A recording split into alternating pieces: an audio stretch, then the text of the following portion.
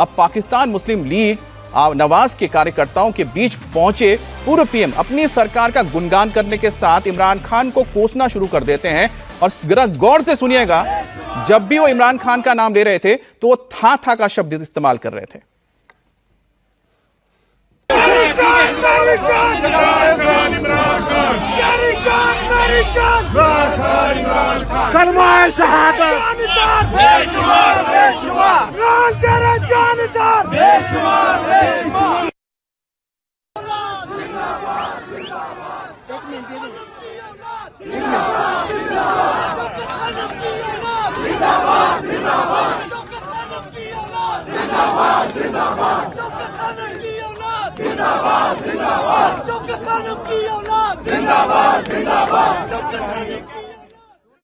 मैं ये समझता हूँ कि ये इमरान खान सिर्फ अकेला मुजरिम नहीं था, उसको लाने वाले भी उससे बड़े मुजरिम थे जो उसको लेके आए, और उनसे भी पूरा उनका हिसाब लेना चाहिए। उनका बयानिया आप अच्छी तरह जानते हैं, और उनका बयानिया क्या था? चोर डाकू कहते थे, खुद चोरी डाके में सबसे आगे।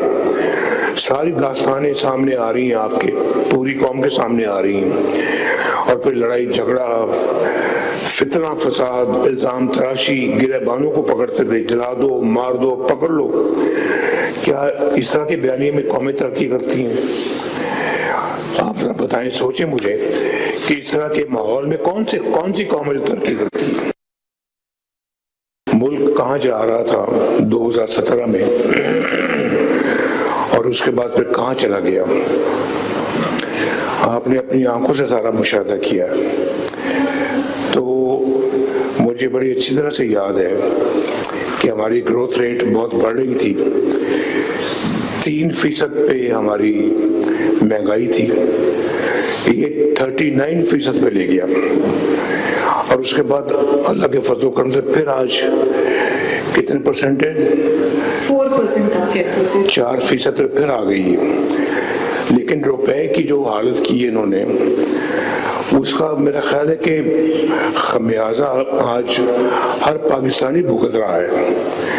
आप मुल्क के अंदर भी भुगत रहे हैं, और मुल्क से बाहर जाए तो आपको पता लगता है।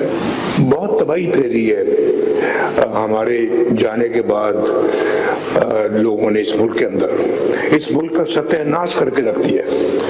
और जो मैंने अभी कहा है कि बदतमीजी, बदतहजीबी, दंगा फसाद और फितने, तो पाकिस्तान का क्या कहते हैं, बिल्कुल निकाल दिया इन्होंने बुरी तरह से। हमारा जो है ना जी दिवालिया, अगर वो तरक्की की रफ्तार हमारी रहती तो आज पता नहीं हम कहाँ पहुंचे होते।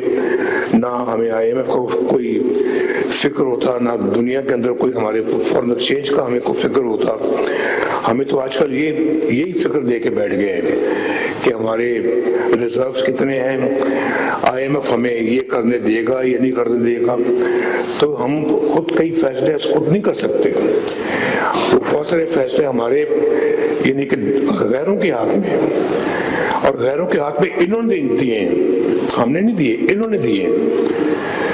जो पाकिस्तान का जो हाल था 2017 में, 2018 में, 18 से लेके फिर 22 तक क्या होता रहा पाकिस्तान में, वो सारी जिम्मेदारी इनके सर है। और हमारे साथ पाकिस्तान से मेहमान पाकिस्तानी पत्रकार अजीम भट्ट साहब भी हैं।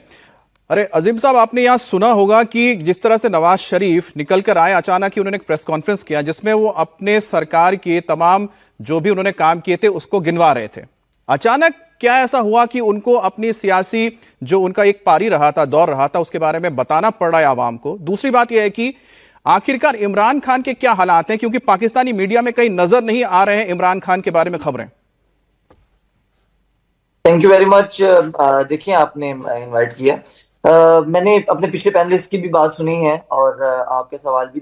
देखिए, मैं इस हवाले से पहले भी इंडियन मीडिया पे बड़ा क्लियर बता चुका हूँ कि खान साहब बिल्कुल बखैर आफियत हैं। कोई ऐसा मामला नहीं है जिस तरीके से चीज़ें जो है वो बताई जा रही हैं। और ये इबहाम जो है, इसका जिम्मेदार कहीं ना कहीं हुकूमत को ठहराया जा सकता है। उसकी वजह ये है कि जब आप 1 महीने से उनकी मुलाकात नहीं करवाएंगे, उनकी फैमिली से, उनके वकला से, तो फिर माजरत।